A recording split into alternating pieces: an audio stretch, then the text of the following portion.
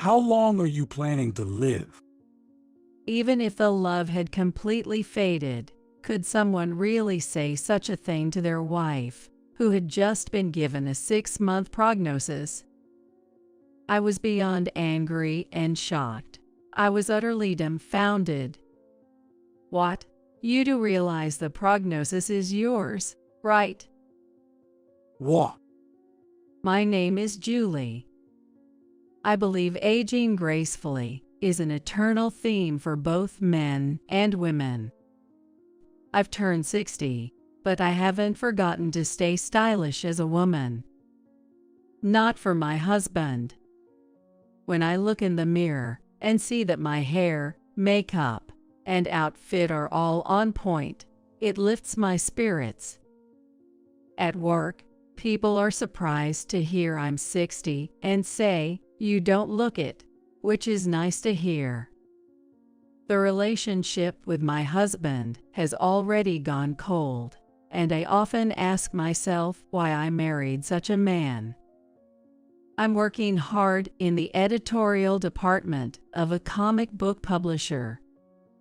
My husband isn't a big earner, yet he opposes me working. Seeing him confidently saying men hunt, women do chores, just makes me sigh.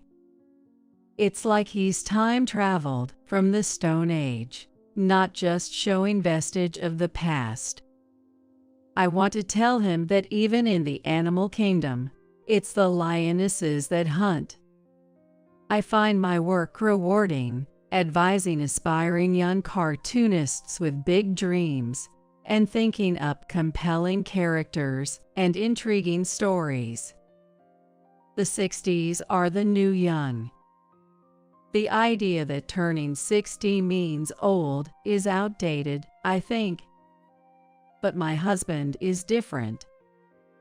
When will you stop working? You're already 60, which could have meant being abandoned somewhere in another environment. I was furious, but I backed down because my husband never yields in an argument. What era are you talking about? I won't forgive you if you neglect housework for work. He seriously believes housework is a wife's job. Doesn't my husband know the common sense of modern society? My husband is the worst kind, not just a believer in male superiority, but also weak for young beauties. I graduated from college and landed my current job. I dreamed of becoming a cartoonist until high school, but gave up due to lack of artistic skill. That's why I want to support those chasing their dreams. I get so engrossed in work that before I knew it, I was 40. I was approached by relatives with a marriage proposal, and I too had dreams of married life. Marriage is crucial in life. One shouldn't rush it. However, fearing I'd remain single forever, I panicked and agreed to meet my now husband, George, at 41. Back then, George hid his true nature, acting like a kind gentleman.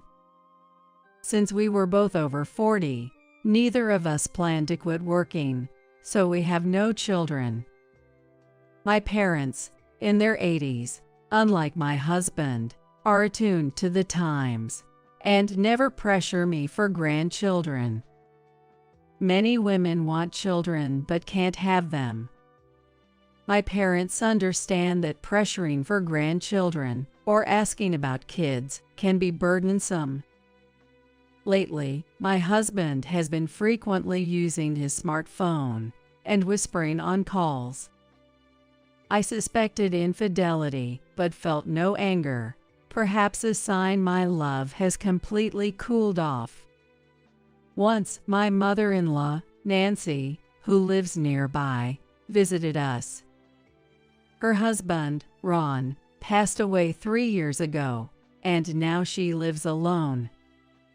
Nancy is 85 but always carries herself with authority, and even my husband can't stand up to her.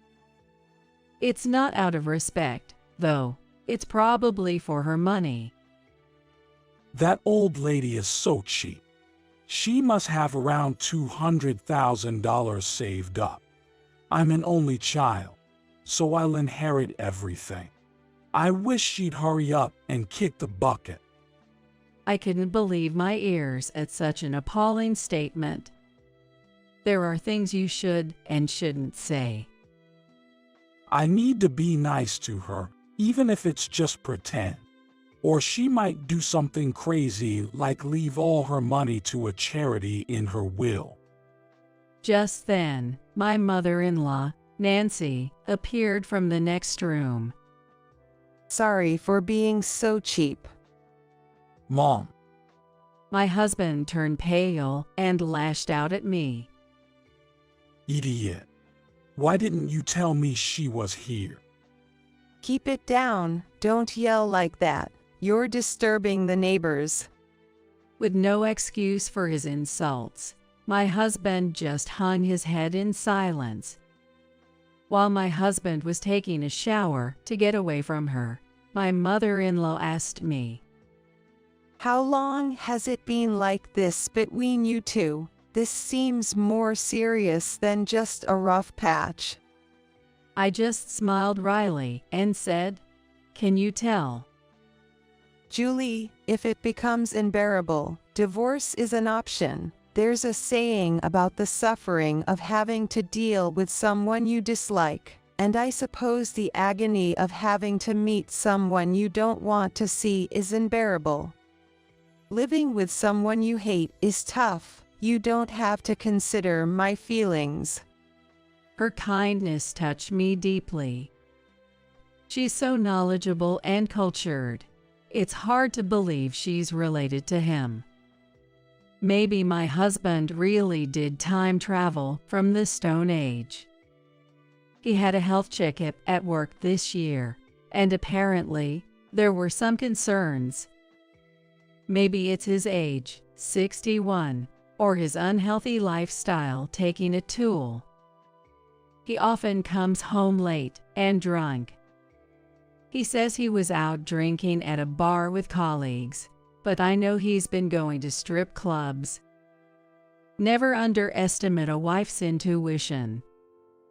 He went for a follow-up at the hospital, and one day we got a call from there. The doctor said, before I talk to him, I'd like to discuss something with the family first. It felt like a scene from a TV series, and I had a bad feeling. What the doctor told me at the hospital was shocking. 6 months to live. The prognosis of my husband's 6-month life expectancy sent a whirlwind of emotions through me. I was surprised at my lack of shock, felt a bit of pity, and even a sense of relief, which I then berated myself for as being heartlessly cold. A normal wife would be devastated to hear her husband had only 6 months to live, and there I was, acting it out. Could there be some mistake? Unfortunately, you should prepare yourself. Whether to tell him depends on his personality, and you know your husband best. What about his personality? If he's the type to despair and act recklessly, breaking the news suddenly is dangerous. But if he's optimistic and strong-willed, it might be better to tell him. It was clear that hearing he had only 6 months to live would drive him to despair. Yet continuing to visit strip clubs and drink, oblivious to his condition, is not good either. I came home feeling gloomy, but concluded that I should tell him.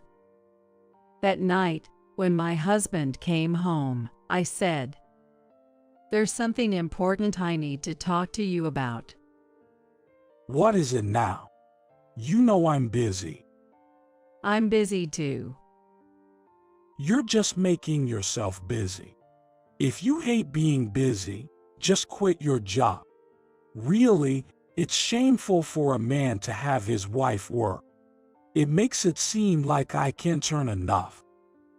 I was taken aback by his outdated views. He seems unaware that most households now have both partners working, and stay-at-home wives are less common. I went to the hospital today. Hospital. Listen carefully, please. Stop beating around the bush. I'm telling you, I'm busy. In frustration, I blurted it out. I heard 6 months to live. He looked at me seriously for a few seconds, then laughed, covering his mouth. 6 months to live. Yes, calm down and don't do anything rash. Idiot, who's going to be rash? Don't be so full of yourself. Don't underestimate me. It seemed he was indeed shocked, as his words were nonsensical. Well, it's probably karma, given usual behavior. I was surprised he was aware. So you should really cut back on the drinking. Shut it. Drinking is part of the job for a businessman. You women think it's all play. I'm going to keep going out. You should stop. Come straight home after work. Then he smiled broadly. Wait, don't tell me you want more time together because of the 6 months to live. I hadn't thought of that, but I played the part of a dutiful wife. Of course, I want more time, just the two of us. Don't be silly. I'm not that free. George. Despite the gravity of the situation, he cut me off. That's it. End of discussion. We're done here. Time is money, and I can't waste it on pointless chatter with you. I was astounded at how easily he could hurt someone.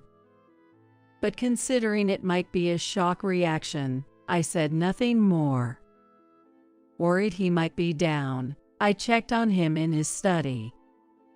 He was on a call. Suzanne, it might be bad luck to say it, but my wife got the news at the hospital today. 6 months to live. Didn't catch the disease, but it's terminal, probably cancer. I couldn't grasp what he was saying at first. Just endure half a year. She's got life insurance, and Mom is 85, so she'll be gone soon. After the wife kicks the bucket, Suzanne, let's live together. I want a do-over in life. I was shocked. He had a terrible misunderstanding. But hearing his conversation with Suzanne, my anger peaked. I couldn't bring myself to tell him the truth. There's a limit to how much you can mock someone. I couldn't forgive him for even speaking that way about his own mother. In a chilling voice, I muttered, "Fine, live with your misunderstanding. Though for you, a lifetime is just 6 months." After our talk about his life expectancy, he didn't just come home late. There were many nights he didn't return at all. Claiming to be on business trips, he even went on vacations. I was appalled. My husband started dressing flashily, buying expensive watches, and splurging daily. He's also been buying lots of gifts. He doesn't have money to spare. Is he counting on the life insurance after I die? That's just low. 3 months have passed since the life expectancy announcement. Seeing my husband looking pale, I asked him, "Are you feeling okay?" I've been feeling sluggish and tired lately. Just climbing the stairs at the office leaves me breathless. Maybe it's my age. You should cut back on the alcohol. Shut up. I've said drinking is part of my job in sales. If all you can do is depress me, then just drop dead. I was furious, but I deliberately didn't retort. Nagging women are the worst. You and that old hack should just drop dead. Behind my husband, spewing insults, stood his mother. Old hag, are you talking about me? Whoa, you scared me. He glared at me with a fearful look, but his mother asked again. Old hag, are you talking about me? No, wait, Mom. I've never called you that. There's this annoying boss at work named Olga. Olga, huh? Unable to meet the suspicious gaze of his mother, my husband looked down. My husband, who seemed to want to complain about me not telling him his mother was there, just walked away. 4 months post-diagnosis.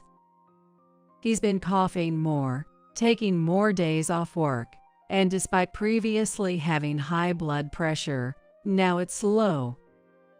He gets dizzy and almost fell down the stairs. Yet, he still goes on business trips, planning to spend his last days not with his wife, but with his mistress. But knowing he's romping around with a mistress while thinking his wife only has a few months to live makes sympathy hard to muster. He complains of cold hands and feet even on warm days, and says he's in pain all over. If you're feeling unwell, you should cancel your business trips. Don't meddle in my work. Those trips are the only thing I look forward to. I mean, they're important, and I'm the only one who can do them. Should I call your office and ask your boss to excuse you from the trips? As expected, he exploded in anger. Just try. I will never forgive you. I had to suppress a laugh. I felt pity for my self-inflicted husband, but was conflicted about telling my mother-in-law, Nancy, the truth. She's been kind to me since we were newlyweds. Then an unexpected visitor arrived. A young woman I'd never seen before. Pardon me, but who's visiting?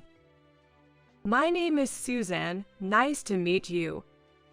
Suzanne. Could she be my husband's mistress? The audacity to come to her home had me on high alert. I'll get straight to the point. Please release George, your husband. Release him? While conversing, I was honestly astonished. Even from a woman's perspective, Suzanne was stunningly beautiful, charming, with great style and fashion sense. I couldn't fathom why such an attractive woman would be involved with my husband. He's not wealthy, so it can't be for his money. Surely, it can't be true love either. So, is this a scam? George is suffering. I think it's due to stress, so could you please divorce him? I couldn't help but smirk at her audacity before replying. What you're doing could be against the law. Isn't it absurd to discuss such matters so openly with the lawful wife? Yet, she was undaunted. People sometimes meet their soulmates after marriage. It's foolish to be bound by the formality of marriage in such cases. Life is too short after all. I realized. Continuing this conversation might make me lose my composure, so I ended it with a smile. He's already been released from heaven. Whether he's going to heaven or hell, I'm not the judge to say. She looked momentarily stunned, then laughed brightly. Judge of the afterlife, you're funny. I'm not funny at all. By the way, how old are you? I'm 29. 29, still in her 20s. It made my head spin. The age gap was more than 30 years. I couldn't hide my surprise. If you don't mind me asking, what do you do? He visited the place where I work. He's incredibly kind, a really good person. Are you with my husband out of genuine affection? Of course, George is tough and skilled. Stop. I glared at her with a smile. If you keep talking, I'll really strangle you. Haha.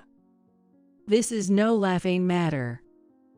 Suzanne stared at me silently for a few seconds before speaking.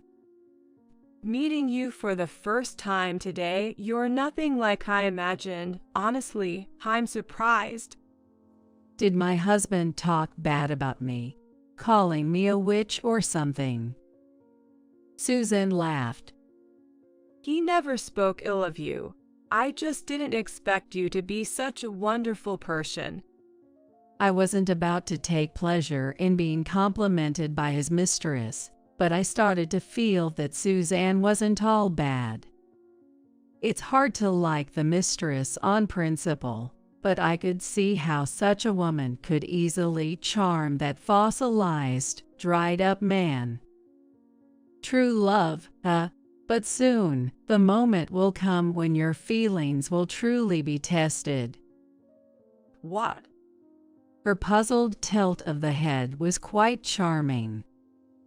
I harbored no regrets about my husband ensnared by this siren, but I felt a twinge of sympathy for her. It's been almost 6 months since the diagnosis. My husband looked pale and missed work again today, but seeing me return home full of energy, he sneered. How long are you planning to live? Even if our love had completely cooled, could anyone really say that to a wife who's been given 6 months to live? I contained my anger, maintaining my composure. Really, you and that old lady are tough as nails. Hated by some, loved by others. Forget about me. Just stop speaking ill of your mother. Suddenly, he exploded in anger. Stop that. Who are you to tell me what to do? Oh, I get it. With your time running short, you've got nothing to lose. So before I die, let me speak my mind. Marrying you was the biggest mistake of my life. Those were the words he should never have said. He had crossed the line. Anger surged within me, and I blurted out, "Is that your final statement?" Final statement. Wait, you haven't written some weird will, have you? Have you written a will? It's been 6 months since your diagnosis. What nonsense are you talking about? You're the one with the limited time left. Have you gone mad because it's the end stage? I was beyond anger and shock. I was utterly dumbfounded. What, the limited time is yours? You know. What? For a moment, he looked serious and stiffened, then sneered. You should be hospitalized. We're not even on the same page here. Go to the hospital today. With that, he stormed into his study. The next morning, he collapsed in the house.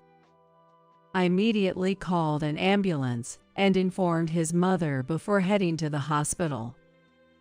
After the examination, my husband, having learned the truth, was furious and yelled at me in front of the doctors and nurses. Why didn't you tell me something this important? I did 6 months ago. Don't lie, because the one with limited time is you.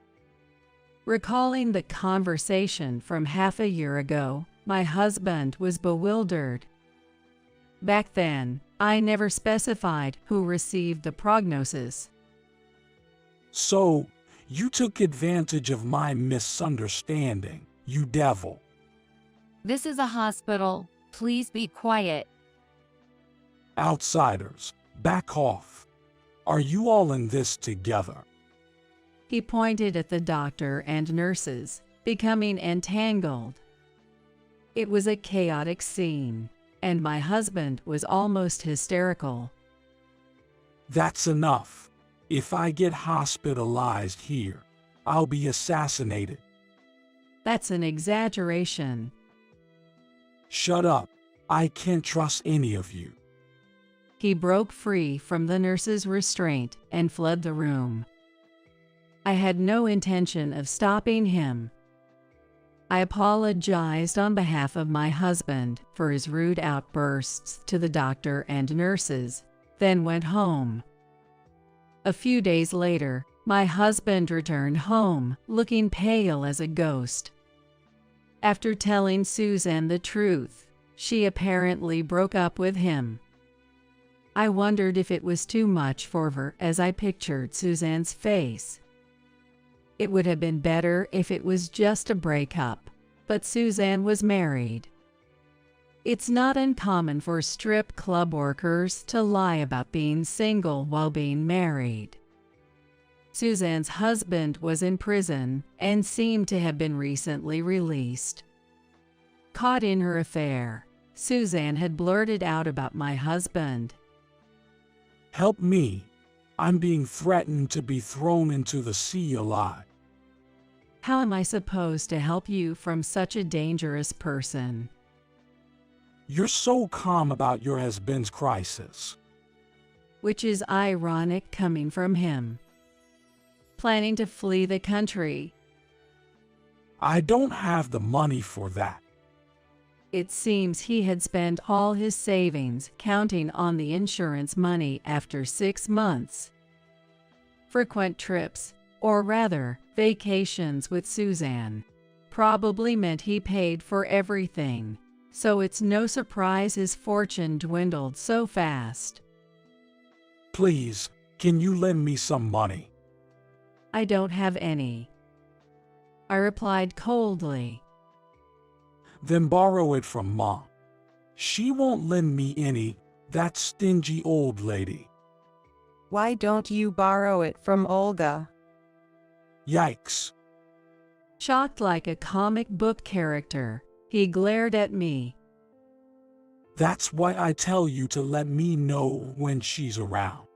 Is this on purpose? Well, you only had 6 months anyway. Oh, that was half a year ago, so your time must be almost up, right? I was shocked by these cold words, and my husband was lost for words at his mother's statement. Is that something you say to your own son? How many times have you said that about your own mother? My husband was left speechless by this retort. George, you need to sincerely apologize to Julie. We'll talk after that. But my husband, unable to let go of his pride, shouted, This is my house. Get out. I don't want to see your faces anymore. Julie, let's go. What? George, I am disappointed in you. I'm cutting ties with you. I will live with my daughter. Daughter. My husband has no siblings. I was shocked, thinking of a hidden child, but his mother said, Julie is my daughter. Do you have a problem with that? Nancy. My husband was dumbfounded by the unexpected revelation. I almost cried but managed to hold back. My husband and his mother were blood relatives.